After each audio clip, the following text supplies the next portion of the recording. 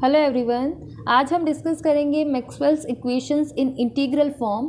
Previous lecture में हमने discuss किया था Maxwell's equation in differential form, जिसमें हमने देखा था कि साइंटिस्ट जेम्स क्लार्क मैक्सवेल ने 1864 के अराउंड 4 मैक्सवेल्स इक्वेशन दी थी। और वो 4 मैक्सवेल्स इक्वेशन हैं, इक्वेशन नंबर 1 है del dot E is equals to rho by epsilon naught, जिसे हम del dot D is equals to rho भी लिख सकते हैं। इक्वेशन सेकेंड है del dot B is equals to 0। Equation third है del cross E is equals to minus curly B by curly T. और equation fourth है del cross B is equals to mu naught times J plus करली D bye curly T.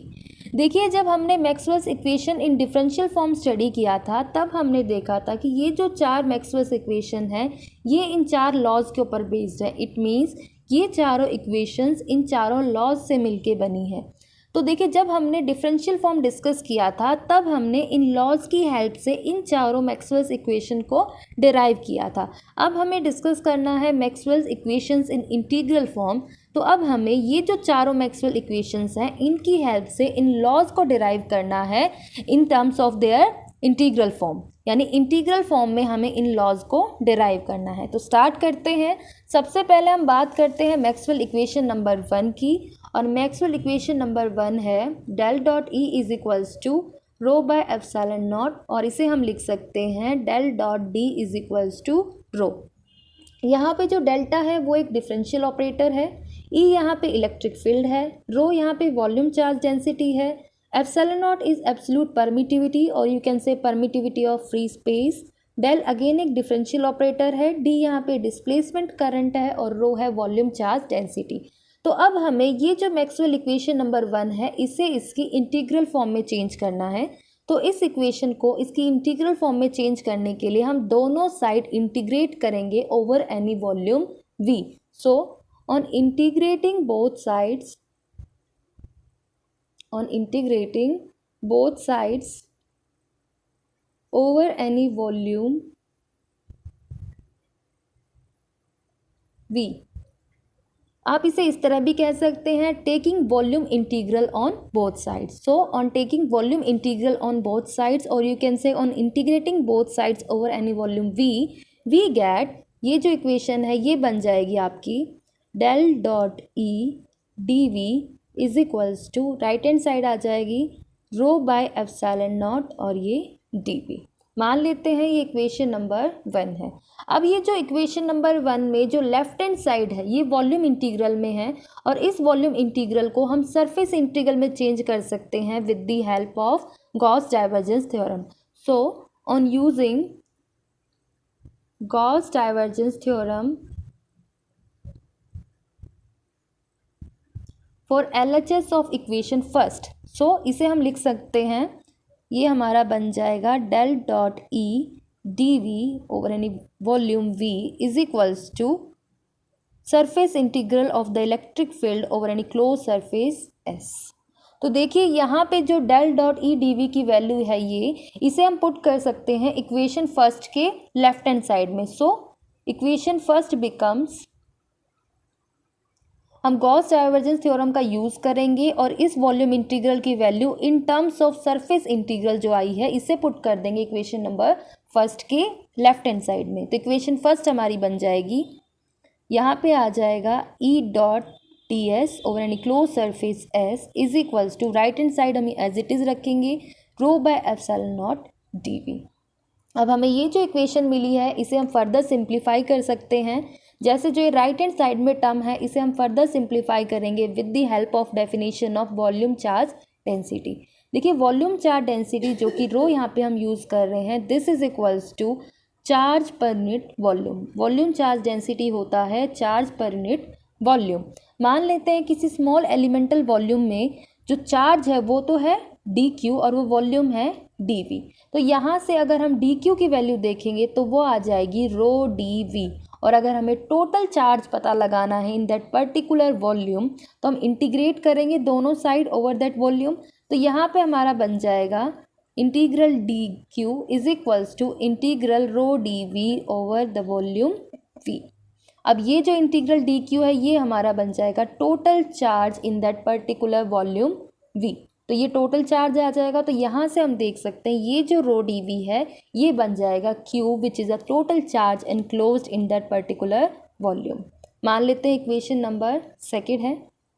So on using the definition of volume charge density equation second becomes, equation second आपकी बन जाएगी left hand side as it is, that is E dot D S over enclose surface S is equals to rho D V आपका बन जाएगा Q और epsilon naught as it is रह जाएगा, that is Q by epsilon not. ये आपका आ जाएगी required integral form of Maxwell's equation number 1। तो यहाँ से हम कह सकते हैं कि जो सरफेस इंटीग्रल होगा of the electric field over any close surface S is equals to 1 by epsilon naught times total charge enclosed in that particular surface. अब ये जो सरफेस इंटीग्रल होता है इलेक्ट्रिक फील्ड का over any close surface S, इसे हम बोलते हैं इलेक्ट्रिक फ्लक्स। तो यहाँ से हम कह सकते हैं कि जो इलेक्ट्रिक फ्लक्स होगा this is equals to 1 by epsilon naught times total charge enclosed in that particular surface, that is electric flux through a closed surface is equals to 1 by epsilon naught times total charge enclosed in that particular surface. So this is the required integral form of Maxwell's equation number 1. अब हम बात करते हैं Maxwell's equation number 2 की, और Maxwell's equation number 2 है del dot B is equals to 0। यहाँ पे जो डेल्टा है वो एक डिफरेंशियल ऑपरेटर है और बी यहाँ पे मैग्नेटिक फील्ड है जिसे हम मैग्नेटिक फ्लक्स डेंसिटी भी बोल सकते हैं। अब ये जो इक्वेशन नंबर 2 है इसे हमें चेंज करना है इसकी इंटीग्रल फॉर्म में, और उसे हम चेंज करेंगे ऑन इंटीग्रेटिंग बोथ साइड्स। या तो आप दोनों साइड इंटीग्रेट कर दें ओवर वॉल्यूम वी, या फिर आप कह सकते हैं taking volume integral on both sides. तो जब आप वॉल्यूम इंटीग्रल लेंगे और बोथ साइड्स तो लेफ्ट हैंड साइड आपकी बन जाएगी del dot B D V is equals to right hand side रहेगी 0। अब यहाँ पे जो ये LHS है इसे हम चेंज कर सकते हैं इसके सरफेस इंटीग्रल में with the help of Gauss divergence theorem. So according to Gauss divergence theorem के according this del dot B D V over any volume V can be written as B dot D S over any close surface S. तो यहाँ पे Gauss divergence theorem का हम use करेंगे तो ये जो इक्वेशन है ये हमारी अब बन जाएगी B dot D S over any close surface S is equals to 0। यानी यहाँ से हम कह सकते हैं कि जो सरफेस इंटीग्रल होगा of the magnetic field over any close surface S is equals to 0। अब जो ये सरफेस इंटीग्रल होता है of the magnetic field over any close surface S इसे ही हम बोलते हैं मैग्नेटिक फ्लक्स। तो यहाँ से हम कह सकते हैं कि जो मैग्नेटिक फ्लक्स होगा through a close surface is equals to 0। आप इसे इस तरह भी समझ सकते हैं, देखिए del dot B is equals to 0 है, इसका मतलब divergence of B is equal to 0 है। अगर डाइवर्जेंस 0 है तो इसका मतलब किसी भी क्लोज सरफेस में जितनी फील्ड लाइंस एंटर हो रही हैं उतनी ही एग्जिट हो जाएंगी, यानी कोई भी फील्ड लाइन डाइवर्ट नहीं होगी। जैसे मान लेते हैं ये आपका कोई क्लोज सरफेस है, तो क्योंकि डाइवर्जेंस 0 है इट मीन्स अगर इसमें 3 मैग्नेटिक फील्ड लाइंस एंटर हो रही हैं तो 3 ही एग्जिट हो गई हैं, कोई भी फील्ड लाइन डाइवर्ट नहीं हुई है। तो क्योंकि जितनी फील्ड लाइंस एंटर हुई उतनी ही एग्जिट हो गई तो इसका मतलब इसका फ्लक्स 0 हो गया, और यही होता है मैग्नेटिक फ्लक्स। तो it means magnetic flux through close surface is equals to 0। This is the required integral form of the Maxwell's equation number 2। अब हम बात करते हैं मैक्सवेल्स इक्वेशन नंबर 3 की, और वो है del cross E is equals to minus curly B by curly T. इस इक्वेशन को इसकी इंटीग्रल फॉर्म में चेंज करने के लिए हम दोनों साइड सरफेस इंटीग्रल लेंगे over any close surface S, या आप कह सकते हैं integrating both sides over any close surface S. So we can say on integrating both sides over any closed surface S। तो देखिए ये जो इक्वेशन है, मान लेते इक्वेशन नंबर 1 है, ये हमारी बन जाएगी del cross E ds over an enclosed surface S is equals to minus curly b by curly t ds over an enclosed surface S। ये जो सर्कल है रिप्रेजेंट करता है क्लोज सरफेस को। तो देखिए अब ये जो इक्वेशन है, मान लेते इक्वेशन नंबर 2 है, इसे हम फर्दर सिंप्लीफाई कर सकते हैं। तो देखिए ये जो लेफ्ट हैंड साइड है इसे हम लाइन इंटीग्रल में चेंज कर सकते हैं with the help of Stokes theorem.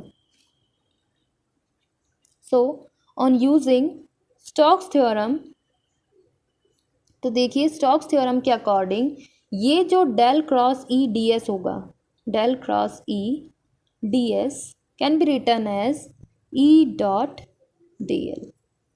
तो ये जो वैल्यू हम पुट करेंगे in LHS of equation number 2, तो इक्वेशन सेकंड हमारी बन जाएगी, लेफ्ट हैंड साइड आ जाएगा E डॉट डी एल और राइट हैंड साइड आपका रह जाएगा as it is, that is surface integral of minus curly B by curly T over any close surface S. अब इस पार्ट को RHS को अगर हम फर्दर सिंप्लीफाई करेंगे तो देखिए जो minus curly by curly T है ये एक ऑपरेटर है, तो इसे हम इंटीग्रल साइन के बाहर भी रख सकते हैं। तो इसे हम लिख सकते हैं minus curly by curly T integral sign और अंदर आपका रह जाएगा बी डॉट डी एस। अब ये जो सरफेस इंटीग्रल है मैग्नेटिक फील्ड या मैग्नेटिक फ्लक्स डेंसिटी का over any close surface S, इसे हम बोलते हैं मैग्नेटिक फ्लक्स, जिसे हम रिप्रेजेंट करते हैं फाई बी से। बी यहाँ रिप्रेजेंट कर रहा है मैग्नेटिक फील्ड को। तो ये इक्वेशन हमारी बन जाएगी E dot D L line integral is equals to minus curly phi B by curly T. अब ये जो लाइन इंटीग्रल होता है इलेक्ट्रिक फील्ड का ओवर एनी सर्किट, यही होता है इंड्यूस ईएमएफ। तो यहाँ से हम लिख सकते हैं E is equals to minus curly phi B upon में कर्ली टी। ये हमारी रिक्वायर्ड इंटीग्रल फॉर्म आ जाएगी of equation third, Maxwell equation third. इस इक्वेशन से हम कह सकते हैं कि जो इंड्यूस्ड ईएमएफ होगा it is equal to negative rate of change of magnetic flux. तो ये हमारी रिक्वायर्ड इक्वेशन आ जाएगी। अब हम बात करते हैं मैक्सवेल्स इक्वेशन नंबर 4 की। देखिए मैक्सवेल इक्वेशन नंबर 4 हमारी है del cross B is equals to mu naught times J plus curly D by curly T. ये हमारी मैक्सवेल्स फोर्थ इक्वेशन है जिसे हमें इसकी इंटीग्रल फॉर्म में चेंज करना है। तो हम यहाँ लिख सकते हैं ऑन इंटीग्रेटिंग बोथ साइड्स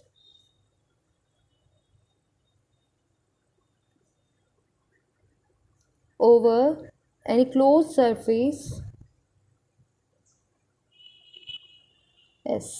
तो देखिए लेफ्ट हैंड साइड आपकी बन जाएगी del cross B D S is equals to mu naught times J plus curly D by curly T D S यहाँ आ जाएगा आपका और ये आपका सरफेस इंटीग्रल एस आ जाएगा। तो देखिए यहाँ पे अगर हम ब्रैकेट को ओपन करेंगे तो राइट हैंड साइड आपकी बन जाएगी, म्यू नॉट को हम बाहर रख लेते हैं क्योंकि ये कांस्टेंट है, यहाँ पे आ जाएगा जे डी एस और सेकेंड टर्म यहाँ पे बन जाएगी curly D by curly T और डी एस ऐसे थे, ये हमें मिल जाएगा। अब ये जो लेफ्ट हैंड साइड है इसे हम फर्दर सिंप्लीफाई कर सकते हैं with the help of Stokes theorem. तो देखिए जो स्टोक्स थ्योरम के अकॉर्डिंग हम लिख सकते हैं ऑन यूजिंग स्टोक्स थ्योरम, तो ये हमारा लिखा जा सकता है del cross B D S is equals to line integral of this magnetic field, B D L हम इसे लिख सकते हैं। तो ये इक्वेशन अब हमारी बन जाएगी B dot D L equal आ जाएगा ये mu naught J D S plus में curly D by curly T D S. और ये जो है J dot D S surface integral यानी surface integral of the current density over any close surface S, ये हमारा होता है कंडक्शन करंट आई और प्लस का साइन एज इट इज़ में रख रही हूँ और ये आपका बन जाएगा I D that is the displacement current और म्यू नॉट का mu naught as it is और यहाँ बी डॉट डी एल। ये आपकी जो इक्वेशन आएगी ये रिक्वायर्ड इंटीग्रल फॉर्म हो जाएगी मैक्सवेल्स इक्वेशन नंबर 4। यहाँ पे जो आई है वो है कंडक्शन करंट जो कि सर्किट में फ्लो कर रहा है नॉर्मली कंडक्शन करंट और ID यहाँ पे है डिस्प्लेसमेंट करंट, डिस्प्लेसमेंट करंट। तो इस तरह से जो मैक्सवेल्स की चारों इक्वेशन हैं उन्हें हम उनकी इंटीग्रल फॉर्म में डिराइव कर सकते हैं। So this is all about Maxwell equations in integral form. Thank you.